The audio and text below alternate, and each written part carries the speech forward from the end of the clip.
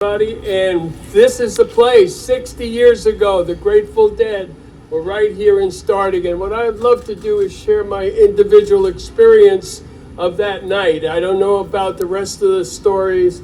I certainly know a lot has been put into finding the history between Dan and Gary, have done an amazing job in the city of San Jose supporting this event. But I'd like to bring you back and tell you my experience because I just happened to be there. And as we used to say in the 60s, you had to be there. So again, on that night, on December 4th, a waxing crescent moon. That night we were more lit up than the moon, I gotta tell you. And I'm speaking to you today because I've lived long enough to witness this extraordinary event and what has happened from it. And now I have the chance to help us, Dan and all of you, and the donations and the support you give to preserve it and build upon it. 60 years ago today, I was a 20-year-old student who just transferred to San Jose in September from Queens College of the City University of New York. And on that historical night, Steve Lambert, who was someone I got to know in the 3 months I'd been here, and I didn't know at the time, he was called Zonker, and he had something that was called the Merry Pranksters he was part of. But he asked me if we could throw a party at our house, and I said, sure, as long as we can collect a buck or two at the door to help with our rent. The guys and I are sure we'll be okay with it, and let me go ask them. And that's how easy history was made in those days. I was just explaining to one of the councilmen here, well, we live with eight-page and 80-page contracts. Our contract was this for that evening 60 years ago, and I still love that kind of contract. Little did I know what that night would become, the San Jose acid test. But let me tell you also a little bit more about how we got to that house. I had come to San Jose totally apolitical, and we had what was the MAGA of that day. They called themselves YAF. And if you never heard of them, that's good. It means we were successful because we banded together and they called us the New Left. And what we did is we protested against tuition at the colleges for poor and working class people. We wanted an end to the war in Vietnam. We wanted civil rights to take a meaningful role in the United States. And to do that, a group of us chipped in and got this clubhouse and rented a clubhouse at 38 Fifth Street. And so that's how all of this began. And I don't know about Jan Werner being there at all. I don't, but I don't know a lot of what happened that night, right? It's possible. But my experience was that when the five guys from the band came in our house, we had moved all the furniture out of the living room, and I was showing them where to plug in their stuff, and their amps were about this big, and their speakers were about this big in those days. And so I didn't have to worry they were going to blow any fuses around the house. And I asked one of the guys, by the way, what's your name of the band? And he said, we're the Warlocks. He hadn't told me they changed the name yet.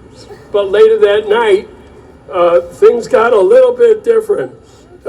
So I want to thank to the band for making all this possible. But what really happened is that we were young adults who were part of a counterculture out to change the world for the better. They called us the New Left. And then the one and only Ken Kesey and Neil Cassidy arrived with the Merry Pranksters and whatever people they were able to get from the Rolling Stone concert. And we had all of our people at that concert, at that house for that night. And as it was pointed out, LSD wasn't illegal, but most of us had just started drinking beer and smoked a few joints by that time in December. I know that was my story. And I just thought LSD would be a little stronger than the pot that I was smoking. It was a very surprising night for me. In fact, it was the night I met God right here in San Jose. And without doubt, under this beautiful full supermoon that we have tonight, under that moon, I experienced a psychic change, a rearrangement of the view of the universe and myself, and so did many others there who I got to talk to as time went on. We peaked into the fourth dimension, and the word peak has much meaning for those of us who've taken LSD. What I call to this day was it was my first spiritual experience. And that's how history is. You go through these things, and then when you look back, all of a sudden you see a lot more than you did at the time.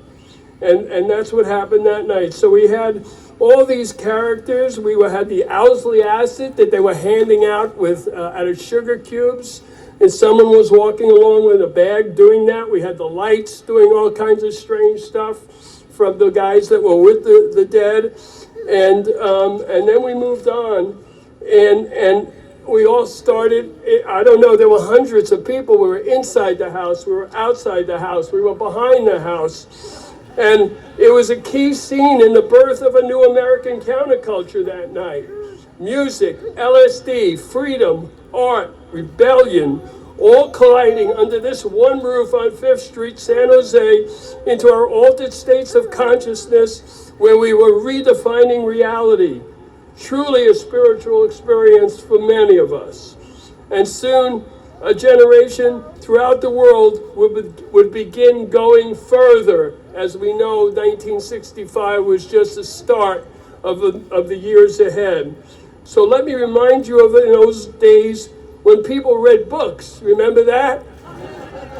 And some of us had read Cuckoo's Nest, which was written by Kesey in 1962, but just about all of us in that room had read On the Road, which was where Neil Cassidy was Moriarty, and here was Neil Cassidy as well as Ken Kesey.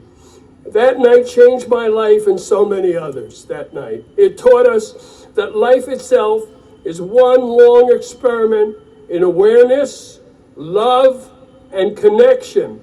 And it sparked something that has now touched millions of people over the next 6 decades so far. So today, I want to add these humble memories of mine and these words to help ensure that this moment isn't forgotten by someone who was there. Please join me also in contribute to San Jose Rocks so that the future will be even brighter than these years are. And I thank my wife, Tara, who's been with me on this journey for a very long time. And thank you all for allowing me to be here.